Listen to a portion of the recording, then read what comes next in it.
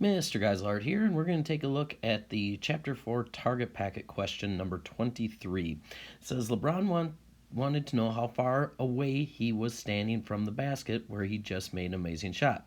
He measured the angle of elevation to the hoop with his cell phone to be 4.76 degrees.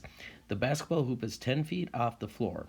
How far was he standing from horizontally from the hoop if his eye height is 6.3 feet. So here's what the picture is going to look like. You have LeBron standing on the court,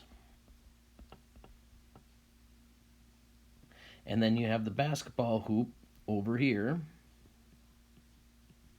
and we know that he was looking up to the hoop like that. And then, so to make my right triangle, I'm going to draw a horizontal line to the ground, and this is my right angle.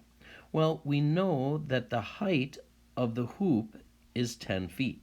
We know that his eye height is 6.3 feet. So if you take 10 minus 6.3, that's going to give you 3.7. So that means that the height of this side of my triangle is going to be 3.7. Now, I want to find the distance away he is, so I want to find x. The angle is 4.76. Now, this is going to be the opposite side of my triangle. This is the adjacent. If it's opposite and adjacent, we need to use tangent. So it'll look something like this. The tangent of 4.76 is equal to the opposite side, which is 3.7, over the adjacent side, which is x. Put that over 1 and cross multiply, and we get x times the tangent of 4.76 is equal to 3.7. Divide by the tangent of 4.76,